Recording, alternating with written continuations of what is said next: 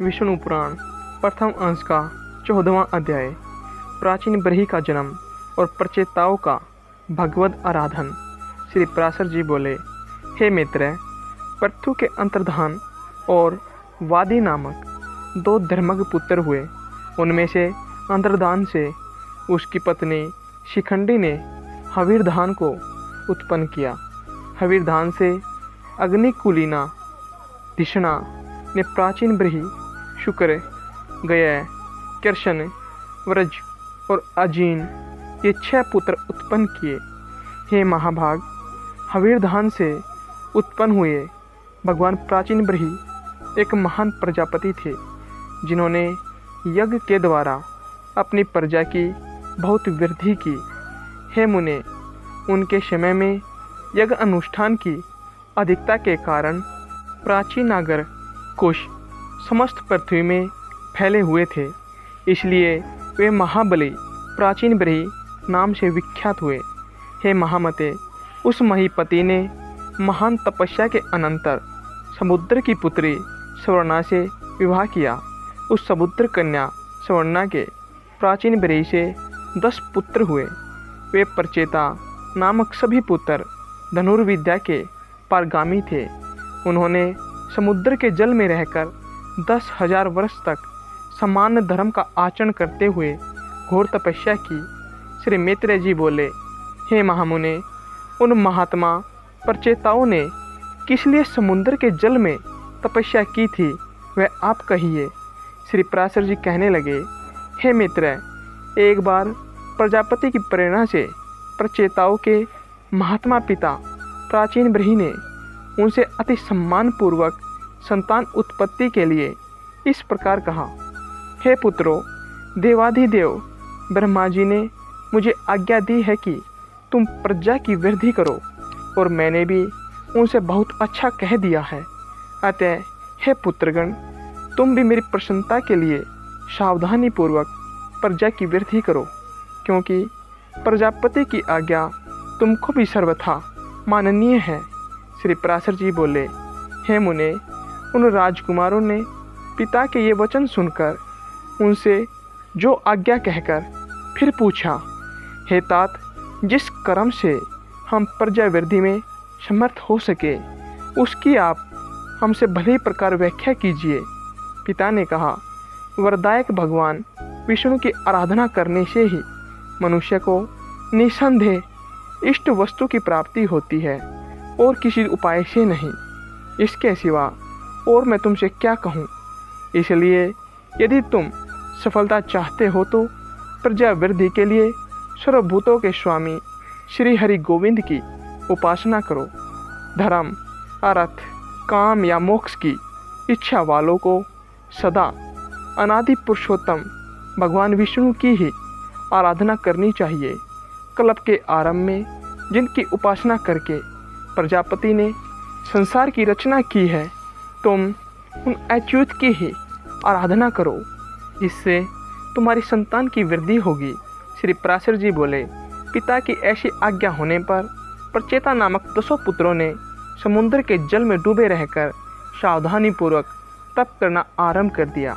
हे मुनि श्रेष्ठ, सर्वलोकाश्रय जगत उत्पत्ति श्री नारायण में चित्त लगाए हुए उन्होंने 10,000 वर्ष तक वहीं जल में ही स्थित रहकर देवाधिदेव श्री हरि की एकाग्र चित्त से स्तुति की। जो उसकी स्तुति करता है, वे स्तुति करने वाले की सभी कामनाएं सफल कर देते हैं। श्री मैत्रेय जी बोले, हे मुनि श्रेष्ठ, समुद्र के जल में स्थित रहकर प्रचेताओं ने भगवान विष्णु की जो अति पवित्र स्तुति की थी, वह कृपया मुझसे कहिए। श्री पराशर जी बोले, हे मित्र, पूर्व काल में समुद्र में स्थित रहकर प्रचेताओं ने तन्मय भाव से श्री गोविंद की जो स्तुति की, वह सुनो, जिनमें संपूर्ण वाक्यों की नित्य प्रतिष्ठा है, अर्थात जो संपूर्ण वाक्यों के एकमात्र प्रतिपाद है, तथा जो जगत की उत्पत्ति और प्रलय के कारण हैं। उन निखिल जगन्नायक परम प्रभु को हम नमस्कार करते हैं, जो आद्य ज्योति स्वरूप अनुपम अणु, अनंत, अपार और समस्त चराचर के कारण हैं तथा जिन रूपहीन परमेश्वर के दिन, रात्रि और संध्या ही प्रथम रूप है, उन काल स्वरूप भगवान को नमस्कार है।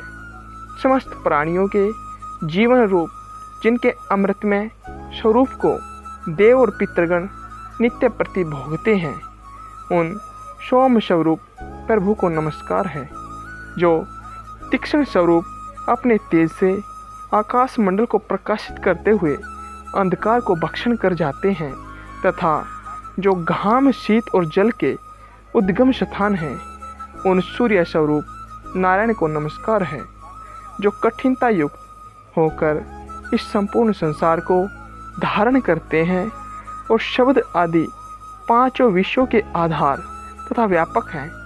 उन भूमि रूप भगवान को नमस्कार है, जो संसार का योनि रूप है और समस्त देहधारियों का बीज है।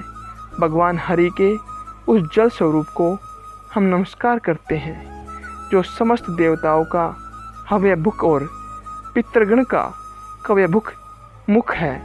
उस अग्नि स्वरूप विष्णु भगवान को नमस्कार है, जो प्राण, अपान आदि 5 प्रकार से देह में स्थित होकर दिन रात चेष्टा करता रहता है तथा जिसकी योनि आकाश है, उस वायु रूप भगवान को नमस्कार है, जो समस्त भूतों को अवकाश देता है। उस अनंत मूर्ति और परम शुद्ध आकाश स्वरूप प्रभु को नमस्कार है। समस्त इंद्रिय सृष्टि के जो उत्तम स्थान हैं, उन शब्द, स्पर्श आदि रूप विधाता श्री कृष्ण चंद्र को नमस्कार है, जो क्षर और अक्षर इंद्रिय रूप से नित्य विषयों को ग्रहण करते हैं। उन ज्ञान मूल हरि को नमस्कार है।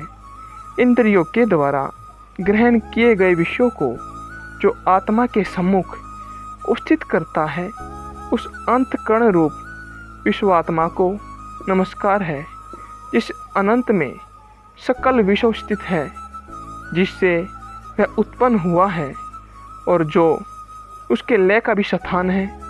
उस प्रकृति स्वरूप परमात्मा को नमस्कार है, जो शुद्ध और निर्गुण होकर भी भ्रमवश गुण युक्त से दिखाई देते हैं, जो अविकारी, अजन्मा, शुद्ध, निर्गुण, निर्मल और श्री विष्णु का परम पद है।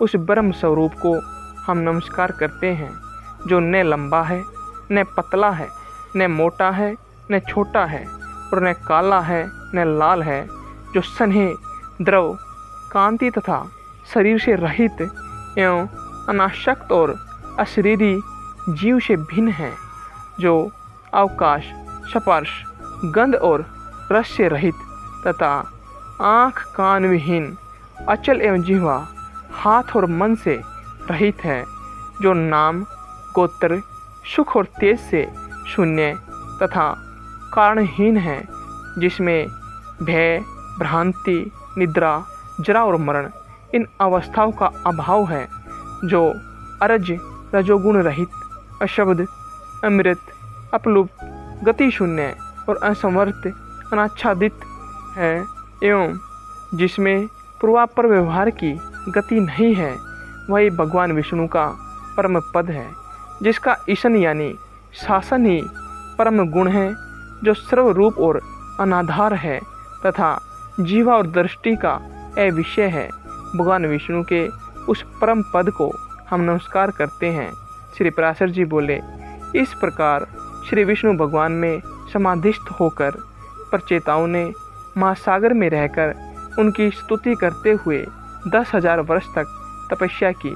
तब भगवान श्री हरि ने प्रसन्न होकर उन्हें खिले हुए नील कमल की सी आभायुक्त दिव्य छवि से जल के भीतर ही दर्शन दिया। प्रचेताओं ने पक्षीराज गरुड़ पर चढ़े हुए श्री हरि को देखकर उन्हें भक्ति भाव के भार से झुके हुए मस्तकों द्वारा प्रणाम किया। तब भगवान ने उनसे कहा, मैं तुमसे प्रसन्न होकर तुम्हें वर देने के लिए आया हूँ, तुम अपना अभीष्ट वर मांगो। तब प्रचेताओं ने वरदायक श्री हरि को प्रणाम कर जिस प्रकार उनके पिता ने उन्हें प्रजावृद्धि के लिए आज्ञा दी थी, वह सब उनसे निवेदन की। तदनंतर भगवान उन्हें अभीष्ट वर देकर अंतर्धान हो गए और वे जल से बाहर निकल आए। यहाँ श्री विष्णु पुराण के प्रथम अंश का 14वां अध्याय समाप्त होता है।